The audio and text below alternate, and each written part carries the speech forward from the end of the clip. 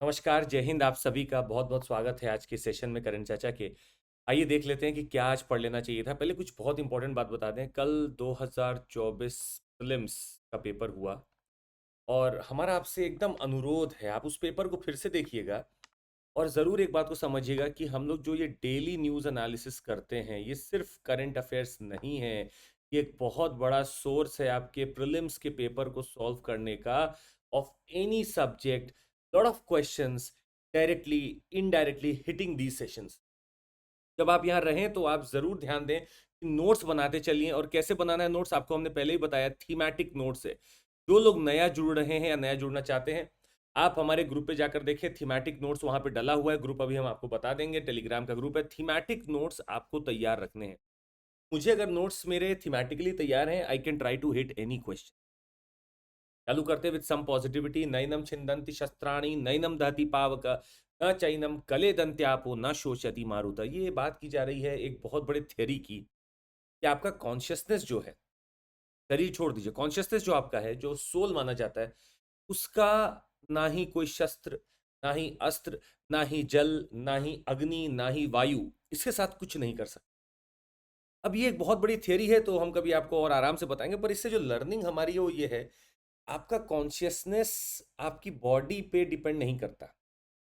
And your consciousness and your soul must be pure, और वो हमेशा प्योर रखने की कोशिश करना पड़ेगा। तो कोई हम लोग ऐसे काम ना करें जहां पे हमें कभी गिल्ट फीलिंग आए। Try to be having the rightest path. आप हमेशा अच्छा करने की सोचें। जब आप कल को आईएएस बने तो आप कोशिश करें कि आप जितनों की मदद करने के लिए बने हैं उसको आप जरूर पूरा करें। चालू करते सेशन को, एक बेहतरीन ऑफर है आपको बता दें कि हम लोग 12+3 मंथ्स, मतलब 12 महीने का कोर्स तो हम आपको देंगे ही, हम 3 महीने का एक्सटेंशन भी आपको दे रहे हैं। हमारा प्लस कोर्स चालू होने वाला है, आप एडमिशन ले सकते हैं। Our subscription has already started. 24999 में आपको 15 महीने का पूरा कोर्स मिलेगा। 24999 में 15 महीने का पूरा कोर्स मिलेगा। ये लिमिटेड पीरियड का ऑफर है। ये आता था पहले भी एक बार आया था, पर जिन्होंने लिया उन्हीं को फायदा हुआ है, वापस आया है। And I must ensure you कि कल के पेपर को देख के जो फेथ है, जो आपने इतना फेथ दिखाया इतने दिनों से, वापस से हम उसको रिपोज करते हैं बढ़िया से। 3 बैचेस, मंजिल, अचीवर और लक्ष्य। मंजिल मेरा इंग्लिश बैच है, जिसमें आप 26 जून से लाइव इसको पढ़ सकते हैं। 25 जून से मेरा अचीवर्स बैच है और 24 जून से मेरा लक्ष्य बैच है हिंदी माध्यम का। आप इन सब में जुड़ सकते हैं और तैयारी कर सकते हैं। और एक मिशन 2026 का भी अगर आपका है तो 2 साल की तैयारी के लिए भी आप जुड़ सकते हैं। जून 29 से बैच चालू होगा। याद रखिएगा, आपको कोई भी सब्सक्रिप्शन लेना और ये ऑफर चाहिए तो आपको एक कोड लगाना होता है, वो है CMC code. As you put CMC code, आपको तुरंत लाभ मिल जाएगा, you will get the discount. चलिए हम स्टार्टिंग द सेशन। देखिए, ये डिप्लोमेसी का एक छोटा सा क्वेश्चन है, या फिर एक इसका थीम आप समझिए। यूक्रेन के लिए एक समिट की गई थी, और इस यूक्रेन के समिट में, इसको पीस समिट कहा गया था, और यहाँ पे भारत के भी जो हमारे यहाँ से एम्बेसडर थे वो भी पहुंचे। रशिया को नहीं बुलाया गया था। Russia did not had its part there. तो क्या हुआ, India refuses to sign on Ukraine meet statement. तो जब वहां पे लास्ट में फाइनल एक स्टेटमेंट बनता है, भारत ने साइन करने से मना कर दिया। ये जो पीस समिट हुआ था ये स्विट्जरलैंड में हुआ था। तो स्विट्जरलैंड ने बोला कि भाई हम तो देश प्रेमी हैं, हम तो पीस प्रेमी हैं, तो हमें करना चाहिए। लोग आए, अच्छे अच्छे लोग आए यहाँ पे, पर इंडिया ने साइन नहीं किया। क्यों नहीं किया, ये समझते हैं कि ऐसा क्या हो गया। India was among at least 7 other countries that refuse to endorse the joint communique on peace framework. बोला हम साइन नहीं करेंगे। ये वेन्यू इसका था Burgenstock, Switzerland. Burgenstock में हुआ था ये, बर्जन स्टॉक में। Communique which call for the protection of Ukraine's territorial integrity. इस मैसेज में, इस कम्युनिक में टेरिटोरियल इंटीग्रिटी की बात की गई थी, and was built on Ukraine's piece formula and UN charter and resolutions. But the problem was, India said that since Russia is not there, why should I sign this? If you are not trying to bring in that country itself, जिससे आप piece चाहते हैं, तो sign करने का मतलब क्या है? जब रशिया ही नहीं है तो आप साइन क्यों करा रहे हो? ये सबसे बड़ा क्वेश्चन उठाता है कि if Russia is not participating, how can we sign. और इसीलिए हमने बोला हम भाई साइन नहीं करेंगे, हम साइन नहीं कर सकते। तो रशिया को ज्वाइन करने के लिए या तो आप बोलिए वो आ जाए, और रशिया अगर नहीं आ रहा है और आप बस आपस में बैठ के डिस्कस कर लेंगे तो इससे कोई फायदा है नहीं। तो टेरिटोरियल इंटीग्रिटी ऐसे भी बचेगी नहीं। खैर, भारत ने साइन नहीं किया, ये याद रखिएगा। And this is something very important also. अब यहाँ पे एक चीज और रखिएगा, इन लोगों ने क्या किया है, आपने ब्रिक्स के बारे में तो सुना ही है। BRICS, Brazil, Russia, India, China and South Africa. अब इसमें से अगर आप रशिया को हटा दे तो क्या बचता है? ब्रिक्स बचता है, ब्रिक्स, BICS। अगर आप रशिया को नहीं बुला रहे हैं, आप ब्राजील को बुला रहे हैं, इंडिया को बुला रहे हैं, चाइना को बुला रहे हैं, साउथ अफ्रीका को बुला रहे हैं, तो अगर आप इन लोगों को बुला रहे हैं तो फायदा क्या होगा? Unless and until Russia is there. तो ब्रिक्स कंट्रीज जो हैं, वो हो सकता है कि ठीक है आप हम पे ट्रस्ट दिखा रहे हो कि हम रशिया को समझा सकते हैं, but then Russia has its own thing. वो जब तक आप नहीं बोलोगे वो नहीं मानेगा। And India must try to maybe bring these countries on the table also. और इंडिया कोशिश कर रहा है अपना, तो हमने साइन नहीं किया इसको। Our participation in the summit and continued engagement with all stakeholders is with the view to understand different perspectives. But unless and until वो नहीं होगा, हम नहीं कर सकते इसमें। अगला मिसलेनियस टॉपिक है, ये छोटा सा ऐसी टॉपिक बस आ गया। एक्चुअली इलॉन मस्क ने कल कुछ ईवीएम के ऊपर बोला था, और हमारे जो मिनिस्टर हैं, minister of state for electronics and information technology, Rajeev Chandrasekhar साहब, इन्होंने भी कुछ आर्गुमेंट कर लिया था ईवीएम के ऊपर की बात है। तो बात ये थी कि प्यूर्टो रिको में अभी यूएस की टेरिटरी है जहाँ पे अभी प्राइमरी इलेक्शंस हो रहे थे। They were due in November and we should eliminate electronic voting machines की बात की गई थी। ये बोला कि ईवीएम हटा दो, the risk of being hacked by humans और AI while small is still too high. तो बोला कि हटा दीजिए, ऐसा कुछ नहीं है। तो चंद्रशेखर साहब ने बोला कि ऐसा है, देखो हमारे यहाँ पे ईवीएम बहुत अच्छे से चलता है, तब मान्य हुआ जितना भी वहाँ पे आया जजमेंट। हम लोग वीवीपैट भी यूज़ कर रहे हैं ताकि हम रैंडमली चेक करते रहते हैं कुछ गलत तो नहीं हो रहा है, तो हमारा ईवीएम बहुत सिक्योर है और इस ईवीएम का यूसेज आप बढ़ा सकते हैं। So EC says that EVMs are secure, हमारे पास सेफगार्ड है, ट्रांसपोर्टेशन है, इम्प्लीमेंटेशन है, सब कुछ है, इसीलिए ये सही है। अब आपको जो बोलना है इलॉन मस्क साहब आप बोलते रह सकते हो, पर हमारा ईवीएम बहुत ही सिक्योर है, ये इनका कहना था। बस छोटा सा कहानी है। आइए पांडा दिखाते हैं आपको। स्पीशीज और डिप्लोमेसी स्पीशीज पे चल रही है। पांडा ये है giant, this is giant panda. And I must tell you एक और डिप्लोमेसी चल रही है, उसका नाम है orangutan diplomacy, orangutan diplomacy. फिलहाल जायंट पांडा की बात करते, फोटो आपके सामने बता दे। जायंट पांडा को पांडा बियर भी कहता जाता है और ये साउथ सेंट्रल चाइना में पाए जाते हैं। They have distinct black patches around their eyes over the ears and across their round body. आप पैचेस देख सकते हैं, देखिए पैचेस आपके जो ब्लैक बने हुए हैं, there are patches on their ears, eyes etcetera. ये बम्बू खाते हैं, लीव्स खाते हैं, और कभी कभी ग्रासेस भी खा सकते हैं, और even meat in the form. तो अब कई बार क्वेश्चन आता है ना कि बताओ पांडा कैसे हैं। तो याद रखिएगा नॉर्मली तो ये हर्ब्स ही खा रहे हैं, मतलब आपका बम्बू खा रहे हैं, पर कई बार देखा जाता है कि ये लोग मीट भी खा लेते हैं बर्ड्स का या फिर किसी रोडेंट का, तो मीट भी खा सकते हैं। तो इनको अगर ओमनीवोर बोला जाए तो गलत नहीं है, दीज आर ओमनीवोर्स। तो क्वेश्चन क्या आता है, इसको लिख लीजिएगा, पांडास आर हर्बीवोर्स ओनली। अगर ऐसे करके पूछा है तो याद रखिएगा कि pandas normally they would eat your bamboo और maybe leaves, but they can also eat meat in the form of birds, rodents और कैरियन, ये खा सकते हैं। याद रखिएगा, बड़ा इंपॉर्टेंट यहाँ क्वेश्चन बनेगा। आप फिर से आप हमारी बात सुन लीजिए गौर से, क्वेश्चन बनेंगे सेशन से ही, आप उसको पढ़ते रहिए, लिखते चलिए, रिवाइज करते रहिए, आपको मजा आएगा। दिसंबर 2014 तक 49 जायंट पांडा करते थे, चाइना के बाहर लिव करते थे, 18 जू में कहीं भी, सब कोई नहीं पूछेगा आपसे। पर आपको बता दें 2016 में IUCN जो हमारी international union for conservation of nature and species है, इसने बोला कि हमारा जो पांडा है अब वो इंडेंजर्ड ना रहकर अब वल्नरेबल रह गया। मतलब उसको डिग्रेड कर दिया था कि अब ये वल्नरेबल है, ये इंडेंजर्ड नहीं है, ये वल्नरेबल है। मतलब अब इनकी पॉपुलेशन बढ़ रही है, बहुत एफर्ट डाला है चाइना ने और इनकी पॉपुलेशन बढ़ रही है। चाइना का पांडा डिप्लोमेसी है क्या? चाइना ने अपने पांडास को एक्सचेंज किया है with other countries also, so that they can also try to live in some other environment and can try to maybe reproduce, और अलग अलग कंट्री में जाके अपना खुद का वर्चस्व बनाए, अपना पॉपुलेशन बढ़ाए। ये कोशिश कर रहा है चाइना। ओरांग उटान के लिए भी यही कोशिश की जा रही है। तो एक अच्छा तरीका है डिप्लोमेसी। आप एनिमल के नाम पे आपने जैसे ऑस्ट्रेलिया को दे दिया, चाइना ने ऑस्ट्रेलिया को दे दिया और अभी भेजने वाला है, तो this is something very good where China is trying to give out their species in order to protect them. German opportunity card आया है, opens job market to skilled non European Union migrants. अच्छा topic है, सुनिएगा गौर से। Human resource की theme है मेरी, जॉब जॉब सब ढूंढे, जॉब मिले ना कोई। आइए जॉब की बात करें कि जर्मनी में क्या हुई। 1 जून 2024 को जर्मन की सरकार ने third stage of skilled immigration act को पास किया था, जो कि 2020 में ऑलरेडी पास था पर इफेक्ट में बाद में आया है। इसको बोलते हैं चैंसन कार्ड और अपॉर्चुनिटी कार्ड। चैंसन कार्ड और अपॉर्चुनिटी कार्ड, इसी का जर्मन नाम है अपॉर्चुनिटी कार्ड का, चैंसन कार्ड। ये क्या अलाउ करता है, स्किल्ड प्रोफेशनल जो नॉन यूरोपियन कंट्री से हैं वो अपना वर्क को सर्च कर सकते हैं अगर वो लीगली रह रहे हैं जर्मनी में 1 साल तक, तो वो अपना वर्क सर्च कर सकते हैं। ये एक अपॉर्चुनिटी कार्ड उनको दी जाती है। This adopts a point system, एक पॉइंट सिस्टम फॉलो करता है।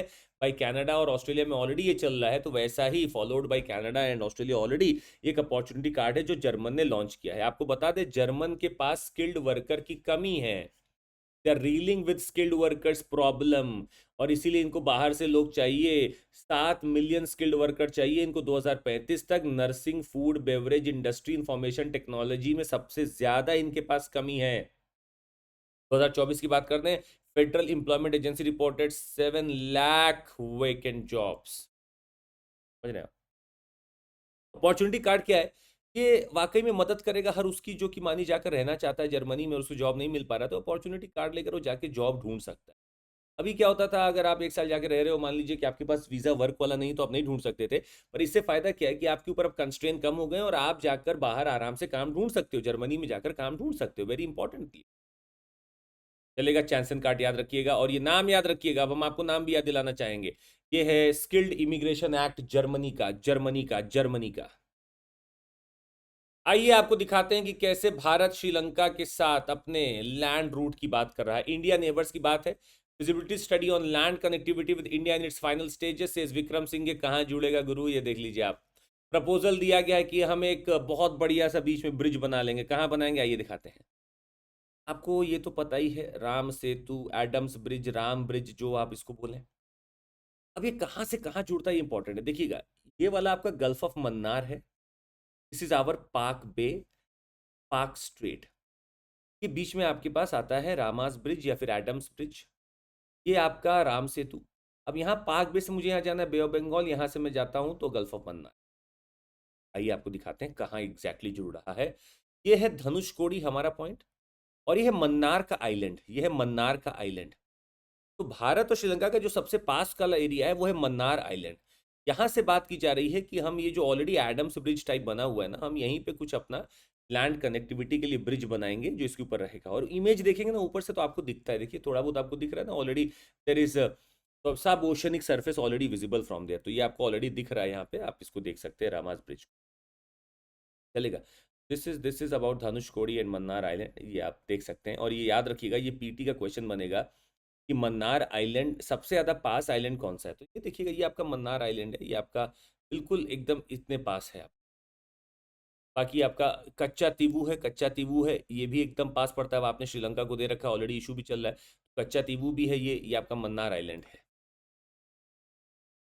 अच्छा, ये पॉल्यूशन की थीम पे चलते हैं, पॉल्यूशन की थीम पर चलते हैं।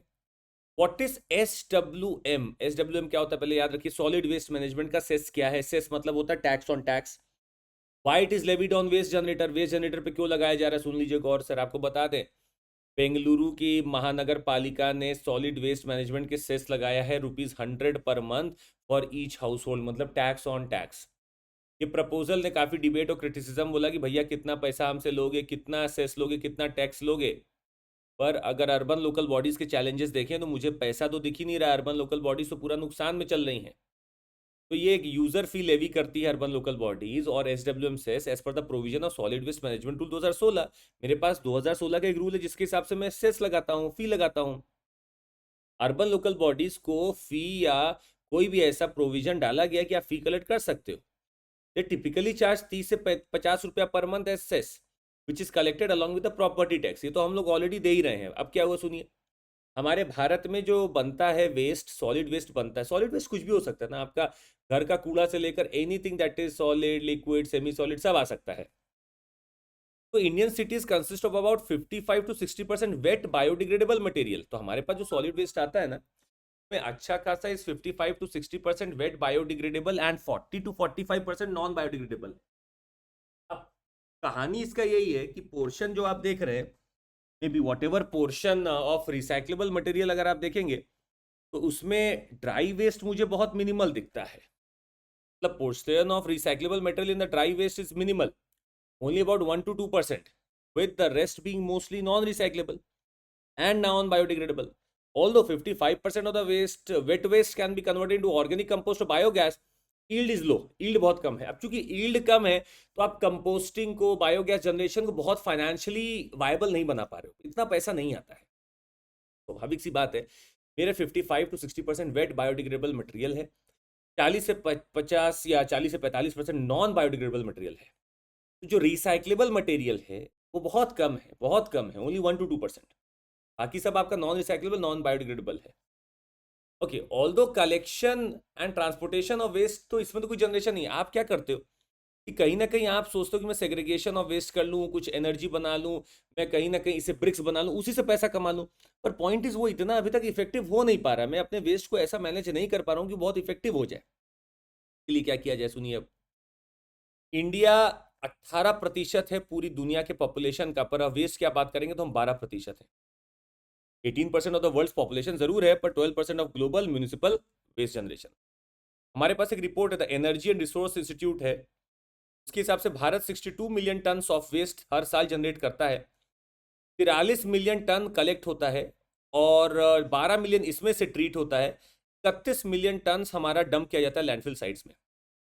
आप नॉर्मली समझिएगा, यहां सबसे बड़ा दिक्कत तो यही है, ऑलमोस्ट 70% हमारा कलेक्ट होता है, और उसमें से अगर आप 70% से भी कम कर देंगे तो मतलब मान लीजिए अगर मैं निकालूं तो मेरा सिर्फ 20 से 30% जो सॉलिड वेस्ट है वो ट्रीट होता है, बाकी तो सब इधर उधर फीका रहता है। तो अगर मैं आज तक 20 to 30% ही ट्रीट कर पा रहा हूं तो कहीं ना कहीं मेरे जो लॉस बने इनएफेक्टिव है।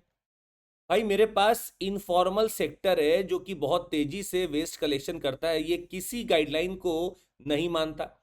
यहाँ कॉन्ट्रैक्ट्स बड़े गलत तरीके से दिए गए हैं, लोग खाली पैसा कमाने के लिए दिए हैं। मेरे पास 2000 में एक रूल आता है, पहली बार एक रूल आता है, उसको बोलते हैं solid waste management and handling rules of 2000। पहली बार म्यूनिसिपैलिटीज को पता चलता है कि ओ हमें ये भी करना है। पर 2016 में इसको रिप्लेस किया जाएगा और 2016 में नई नई चीजें जोड़ी जाएंगी, जैसे कि क्या बोला जाएगा कि देखो आपका रिस्पॉन्सिबिलिटी है जनरेटर्स का, क्या है, आपको इसको सेग्रीगेट करना है, वेट में, ड्राई में, डोमेस्टिक हजार्डियस वेस्ट में। आपको सेग्रीगेट करता है, कौन करता है आप में से? कोई नहीं करता। वेस्ट जनरेटर को यूजर फी देनी होगी जो हम सेस दे रहे हैं। स्पॉट फाइन आपके ऊपर लगाया जा सकता है कि अगर आप वहां पे लिटरिंग या नॉन सेग्रीगेशन करोगे। कौन लगाता है? कोई नहीं लगाता। यूजर फी आपके प्रॉपर्टी टैक्स में जोड़ दिया गया है। Biodegradable waste should be processed, treated and disposed of through composting और बायोमिथेनेशन, पर ये इतना पैसा नहीं मिलता है तो लोग ये करते ही नहीं है। Manufacturers and brand owners of disposable products like tin, glass and plastic packaging must financially assist local authorities, कभी नहीं करते हैं। Point is, we have the law, we have the rules, but we don't have implementation, we don't have social audit, we don't have audit, we don't have monitoring, and hence these laws are not working. और जिस देश में आप 62 million ton का waste निकाल रहे हो हर साल, और वहां पे आप बस उसका 20 से 30% ट्रीट कर पा रहे हो, तो स्वाभाविक सी बात है आने वाले समय में बड़े बड़े पहाड़ दिखेंगे कूड़ों के और महक होगी हर जगह। को बदलना पड़ेगा, समय आ चुका है। तो याद रखिएगा, ये बहुत बड़ा एक न्यूज़ आपके लिए बन सकता है, और इसके लिए जो वे फॉरवर्ड है वो दिया जाता है, we have to make something so that the end product of our waste में be, I would say, treatment should give us some remuneration. ये कुछ पैसा बनाने लगे। वो कैसे बनाएगा? सबसे बड़ा है एनर्जी, वेस्ट टू एनर्जी। दूसरा है वेस्ट टू मटेरियल, जैसे आप ब्रिक्स बना दीजिए। तीसरा है अपना काम खुद करना पड़ेगा, वो है सेग्रीगेशन। चौथा है सोशल ऑडिट होना चाहिए कि कौन सही में और नहीं कर पा रहा है सेग्रीगेशन, कौन कर रहा है, म्यूनिसिपैलिटी वर्क कर रही है कि नहीं। ये सब जब आप करेंगे तब आप बेहतर काम कर पाएंगे। This is very important, we have to do this. आइए आगे लेकर चलते हैं आपको। On the size of council of ministers, बहुत बड़ी डिबेट है, कितने काउंसिल ऑफ मिनिस्टर्स हो सकते हैं। लेजिस्लेचर और इंटरालिया की बात है, ओथ लिए बहुत लोग। भारत का जो डेमोक्रेसी, उसमें हम आपको बता दें, आर्टिकल 74 जब आप पढ़ते तो उसमें लिखा हुआ है कि there would be a council of minister headed by the prime minister. Real executive कौन है आपका? वो जो आपके द रियल एग्जीक्यूटिव पावर कहाँ है? काउंसिल ऑफ मिनिस्टर के पास। मिनिस्टर को राज्यसभा या लोकसभा का मेंबर होना चाहिए, और अगर वो नहीं है तो 6 महीनों में बन जाए, नहीं तो कोई मिनिस्टर नहीं रहेगा। तो यही आपका स्टेट के साथ भी है। अच्छा, council of minister consist of cabinet ministers, minister of states with independent charge, minister of state and deputy ministers. Constitution ने इतना थोड़ी ना क्लासिफाई किया है। Constitution does not classify the members of the com into different ranks. ये ranks जो है वो तो हमने इनफॉर्मली बना दिया ब्रिटिश को देखकर। ये कैबिनेट होगा, ये आपका मिनिस्टर ऑफ स्टेट होगा, ये डिप्यूटी मिनिस्टर होगा, वो तो हमने बना दिया। ये संविधान में नहीं लिखा है। एक बात को एकदम याद रखिएगा, our classification of whatever we are doing with the ministers और the ministries, our constitution does not classify these memberships or the members as per different ranks. It is not about the constitution only speaks of council of minister headed by the prime minister. Now, पहला council of minister Bharat का आप देखेंगे उसमें बस 15 minister थे। General election 1952 में हुआ, Nehru inducted around 30 ministers into the COM, फिर बढ़ गए, साइज ऑफ काउंसिल मिनिस्टर बढ़ता ही जा रहा था, 50-60, इतनी मिनिस्ट्रीज बन गई, हर किसी को एक हेड चाहिए। It is United front government, जो देवेगौड़ा साहब आए थे जून 1996 में, आपको बताते आई के गुजराल साहब आए थे, ये लोग सिर्फ 21 और 34 मिनिस्टर रखे थे, कम कर दिया था। 1999 में तो अटल बिहारी वाजपेयी साहब जब प्राइम मिनिस्टर थे तो उन्होंने 74 मिनिस्टर्स रखे थे आर्टिकल के हिसाब से ही। हावेवर ये बढ़ता चला जा रहा था, अब इतना पैसा आप देंगे। 2002 में मायावती जी चीफ मिनिस्टर थी उत्तर प्रदेश की, 79 मिनिस्टर्स, सोचिए आप, फालतू पैसा जा रहा, भर भर के पैसा जा रहा, हर किसी को मिनिस्टर बना दे रहे हैं आप। इसको रोका कैसे जाए? तो national commission to review the working of the constitution, ये वेंकट चलैया कमीशन बोलते हैं, जस्टिस वेंकट चलैया कमीशन आया and suggested a ceiling of 10% of the total strength of Lok Sabha या legislative assembly for the number of ministers. बोला कितना मिनिस्टर चाहिए? 10%, सुनिएगा गौर से, 10% of total strength of Lok Sabha, parliament नहीं, लोकसभा या फिर लेजिस्लेटिव असेंबली। और पहली बार 91st कॉन्स्टिट्यूशनल अमेंडमेंट लाया गया 2003 में, याद रखिएगा 91st कॉन्स्टिट्यूशनल अमेंडमेंट से हुआ है, 91st कॉन्स्टिट्यूशनल अमेंडमेंट एक्ट से हुआ है 2003 में, that the total number of ministers including PM, CM, etc. Seat को लिमिट कर दिया गया था 15% of the total strength of Lok Sabha और स्टेट लेजिस्लेटिव असेंबली। हालांकि there is no minimum requirement at the central level, ऐसा नहीं कि पार्लियामेंट में कोई मिनिमम रिक्वायरमेंट है, कोई नहीं है, पर smaller states should have a minimum of 12 ministers. For union territories of NCT of Delhi and Jammu Kashmir the maximum limit is 10%। तो जो आपका यूनियन टेरिटरीज जहां पे मेरा लेजिस्लेटिव असेंबली है, एनसीटी हो गया दिल्ली का और जम्मू कश्मीर हो गया या आपका कहीं भी है, तो 10% आपका टोटल स्ट्रेंथ ऑफ असेंबली होना चाहिए। अब कहानी बताएं, इन चीजों को देखते हुए कुछ नई भी चीजें आ गई, जैसे कि पोस्ट ऑफ पार्लियामेंट्री सेक्रेटरी बनाया गया था, ये पहली बार 1951 में बनाया गया, तो लोगों ने सोचा कि मिनिस्टर्स भी रहेंगे और पार्लियामेंट्री सेक्रेटरी भी रहेंगे। हालांकि इसको बहुत ज्यादा सेंट्रल गवर्नमेंट ने यूज नहीं किया, पर फिलहाल अगर 2 साल पहले देखें तो दिल्ली की सरकार ने बहुत सारे पार्लियामेंट्री सेक्रेटरी के पोस्ट बना रखे थे या सेक्रेटेरिएट के पोस्ट बना रखे थे। हालांकि सुप्रीम कोर्ट और हाई कोर्ट ने बोला कि काउंसिल ऑफ मिनिस्टर्स इससे ज्यादा नहीं हो सकते, उससे ज्यादा आपको रखने भी नहीं है, ज्यादा आपको नहीं रखने हैं। तो सिक्किम है, गोवा है, स्मॉलर स्टेट्स जो है in the north eastern region with current estimated population ranging from 7 to 40 lakhs, they have minimum of 12 ministers, इनके पास 12 मिनिस्टर है मिनिमम, सिक्किम, गोवा और smaller states of north eastern. पर अगर आप यूनियन टेरिटरी ऑफ दिल्ली को देखें, जम्मू कश्मीर को देखें, जहां पे पॉपुलेशन आपका 2 करोड़ 1.5 करोड़ की है, वहां का 7 मिनिस्टर और 9 मिनिस्टर ही हो सकता है। तो सवाल ये उठ रहा है कि भाई देखो, यहाँ मिनिस्टर्स आपको बढ़ाने पड़ेंगे, आपको रैशनलाइज करना होगा। Delhi needs more sort of ministers, Jammu Kashmir might be needing more, there are states that need more ministers, उसको आप बढ़ा दीजिए। पर हालांकि 15% का मेरा है सेंटर के लिए, आप देख सकते हैं स्ट्रेंथ ऑफ स्टेट असेंबली के लिए 10% रखा गया है आपका NCT of Delhi and Jammu Kashmir की, यहाँ पे इससे मैक्सिमम नहीं हो सकते हैं।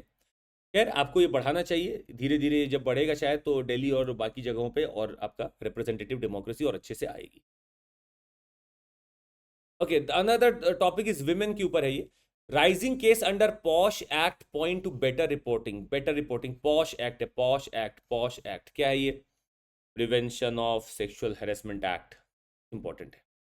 आप देखिएगा कि कैसे हमारा पॉश एक्ट में नंबर, अगर आप देखें नंबर ऑफ कंप्लेंट्स, अगर आप देखें ये धीरे धीरे नंबर ऑफ कंप्लेंट्स रजिस्टर्ड बढ़ते जा रहे हैं। That shows that number 1, people are, women are taking up jobs.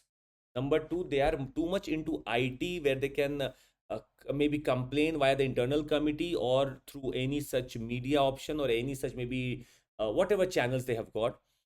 STEM में महिला अब धीरे धीरे बढ़ रही है। STEM क्या है हमारा? साइंस, टेक्नोलॉजी, इंजीनियरिंग और मैथमेटिक्स में बढ़ रही है धीरे धीरे, तो नंबर ऑफ कंप्लेंट्स बढ़ रहे हैं। दूसरा, number of complaints registered under the posh act, अगर आप देखेंगे तो नंबर ऑफ कंप्लेंट्स अपहेल्ड अगर आप देखते हैं तो कहीं ना कहीं धीरे धीरे ये भी आपका बढ़ता हुआ दिख रहा है।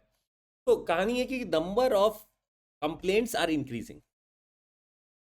एक चार्ट आपको दिख रहा है, ज्यादा इसमें परेशान मत होइएगा, बस देखिएगा। तो chart shows the share of men who think a wife should have an equal or greater से than her husband on specific decisions.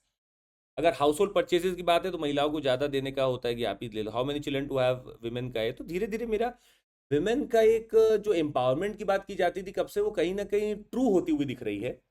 Reason being education अच्छा खासा हो रहा है and the people are looking towards women now as they are natural managers, they are maybe the greatest creation I would say of the god, and they are looking forward कि हाँ कैसे हम इनके हाथ में चीज़ों को दें और ये बहुत अच्छे से चीज़ों को, कंपनी को आगे बढ़ा सकें। तो this is what is happening. और पॉश एक्ट में अपने को दिख रहा है कि नया नया केसेस आ रहा है, पर प्रॉब्लम ये कि केसेस अगर रिपोर्ट हो रहे तो इसका मतलब है विमेन एम्पावर तो फील कर रही है, पर मेन अभी भी उस माइंडसेट में है, तभी अभी भी मेरे जो सेक्टर्स है जहाँ पे काम होता है वहाँ पे बहुत अच्छे से वर्क नहीं हो पा रहा है, या फिर विमेन अभी भी कहीं ना कहीं परेशान है कि मैं बाहर जाके काम करूं या ना करूं। Man still having that idea of may be impacting the things, ये अभी भी चल रहा है। तो याद रखिएगा, हम लोग को यहाँ पे दो चीज़ समझनी है। एक तो है कि पॉश एक्ट में अगर कंप्लेंट्स बढ़ रही है, स्वाभाविक सी बात है कि आपका कहीं ना कहीं the people are feeling that I have an option to complain if anything or any person does or even think of doing wrong. मेरे पास केसेस बढ़ रहे हैं, और ये कंपनी वाइज देखिएगा, टीसीएस है, इन्फोसिस है, विप्रो है। तो पॉश एक्ट के बारे में आपको बता दें, पॉश एक्ट हमारा 2013 में आता है ताकि sexual harassment face by women in the work place उसको खत्म किया जा सके, उनको एक सेफ और कंड्यूसिव वर्क एनवायरमेंट दिया जाए। ये डिफाइन करता है, define sexual harassment to include unwelcome act such as physical contact, sexual advances, demand और request of sexual favours, making sexually coloured remarks, showing pornography and any other unwelcome physical verbal non verbal conduct। मतलब आप कुछ भी ऐसा करें जिससे महिला की डिग्निटी हर्ट होती है, तो वो पॉश एक्ट के तहत पकड़ा जा सकता है। The act places a legal obligation on the employers to prevent and prohibit sexual harassment in the workplace। मतलब लीगल ऑब्लिगेशन है एम्प्लॉयर के ऊपर कि आपको सेक्सुअल हैरेसमेंट अपने यहाँ खत्म करना है। तो आपको इंटरनल कंप्लेंट्स कमेटी बनानी पड़ेगी, मतलब जहां पे भी आपको लगे कि वर्क प्लेस पे 10 से ज्यादा लोग हैं, तो आपको एक वहाँ इंटरनल कंप्लेंट्स कमेटी बनानी पड़ेगी जो सेक्सुअल हैरेसमेंट के केसेस को सुनेगी। They have the power of civil courts also for gathering evidence.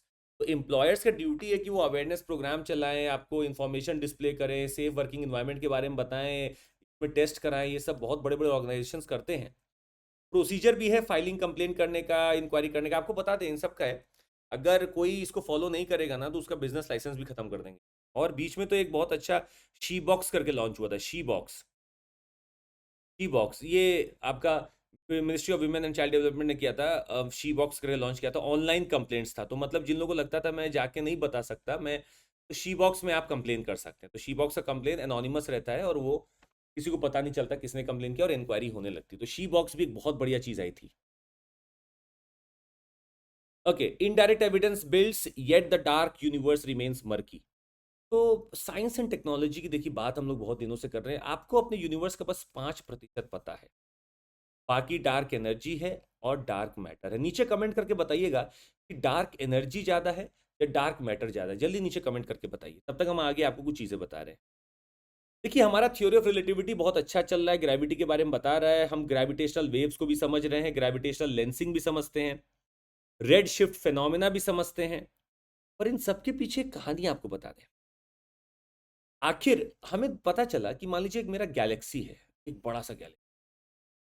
इस गैलेक्सी का अगर सेंटर ऑफ मास मैं ये मानूं, तो ये बहुत तेजी से मास रखा है, इसलिए बड़ा तेजी से घूम भी रहा होगा। पर हमें पता चला कि यहाँ पे जो पेरिफेरी पे भी जो भी चीजें हैं, सेलेस्टियल बॉडीज हैं, वो भी बड़ा तेजी से घूम रहे हैं। यहाँ कैसे ऐसा हो रहा है? तो पता चला कि डार्क एनर्जी जो है वो एक निगेटिव प्रेशर पहले तो बनाती है, जो मेरे पूरे यूनिवर्स को एक्सपैंड कर रहा है, स्ट्रेच कर रहा है, ताकि लोग दूर दूर चले जाए। In places with lots of matter, gravity has more of an effect than dark energy. But when the space is empty of matter, dark energy dominates। अगर मेरे पास मैटर नहीं है तो डार्क एनर्जी डोमिनेट कर रहा है, चीजों को बहुत दूर दूर फैला रहा है। सुनिएगा, in many rotating galaxies the velocities of stars did not decrease away from the centre. भाई अगर मेरा सेंटर से मैं दूर जाऊं तो वेलोसिटी डिक्रीज होनी चाहिए, पर ऐसा नहीं हो रहा है। मतलब galaxy has more matter than visible. यहाँ पे मुझे दिख नहीं रहा है, पर यहाँ कुछ तो है जो इनविजिबल है। वो क्या है? वो है आपका डार्क मैटर। ये है डार्क, जो मुझे दिखता नहीं है, ये डार्क मैटर है, पर ये यहाँ एग्जिस्ट करता है, इसीलिए तो यहाँ पे स्पीड इतनी ज्यादा है। भाई आप कोई भी चीज पकड़ लीजिए, अगर यहाँ का मास ज्यादा है तो सबसे ज्यादा तेज घूम रहा होगा, पर हमें पता चला ये भी तेज घूमते हैं सब। बाहर की जो चीजें हैं ये कैसे घूम रही है? मास तो दिख नहीं रहा, छोटी छोटी चीजें दिख रही है, पॉइंट साइज। पर यहाँ पे इनविजिबल मैटर है, जो डार्क मैटर है वो इनविजिबल है, हमें दिखता नहीं है, पर वो बहुत तेजी से लोगों को घुमा रहा है, चीजों को घुमा रहा है। This is what is dark matter.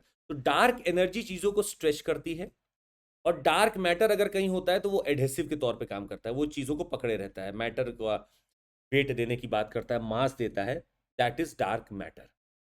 और आप नीचे कमेंट करके बताइएगा कि डार्क एनर्जी ज़्यादा है, डार्क मैटर ज़्यादा है। हमारे पास अभी भी कोई एविडेंस नहीं है, we don't still have evidence कि आखिर ये क्या हो रहा है, कैसे हो रहा है। हम लोग ढूंढ रहे हैं, हमें मिल नहीं रहा है अभी कि आखिर ये क्या है। लेट्स फाइंड आउट, अभी देख रहे हैं हम लोग क्या होता है सब। चलिए आज के लिए बस इतना ही। आपको बता दें हमारा क्वालिटी एनहांसमेंट प्रोग्राम भी आ रहा है मेंस के लिए, जिसका बहुत सारा फीचर हो सकता है। आप देख सकते हैं आंसर राइटिंग भी कराया जाएगा, क्विक रिवीजन नोट्स भी हैं। और आपको बता दें हमारा आइकॉनिक अब और अच्छा हो गया, उसमें हम लोग अब आपको एआई बेस्ड आंसर इवैल्यूएशन दे रहे हैं, इंटरव्यू गाइडेंस दे रहे हैं, क्विक रिवीजन मॉड्यूल दे रहे हैं। ये सब हम आपको दे रहे हैं। अभी हमारे पास daily content, practice questions, ask a doubt, 20 GS PDF books सब हम देते हैं आपको आइकॉनिक में। And the optionals are starting. आपको बता दें जिनका भी ज्योग्राफी है, एकदम ईमानदारी से और कल के पेपर को देखकर हम आपसे निवेदन करेंगे, आप हमारे ऑफलाइन के नोट्स देख लें, ऑनलाइन के नोट्स देख लें, और फिर आप डिसाइड करें कि कैसे चल रहा है, क्या चल रहा है। आप एक बार खुद सोचें और सोच कर बताएं कि क्या हो रहा है, कैसे हो रहा है। I think you will find it interesting to understand that हम लोग बड़े मजे मजे में बहुत चीज़ डिस्कस किए और मजे मजे में यूपीएससी ने भी पूछ लिया। जरूर देखिएगा। ज्योग्राफी जिनका है ऑप्शनल, तुरंत संपर्क साधिए, बताएगा। Bye, take care, Jai Hind. आपका दिन शुभ हो। और आपको बता दें निरंतरता ही सफलता की कुंजी है, जो निरंतर है वही सफल है। आपको बस निरंतर रहना है, सफलता खुद आपके पास में आ जाएगी। Bye, take care, Jai Hind everyone. Jai Hind, thank you so much. Bye, take care, Jai Hind.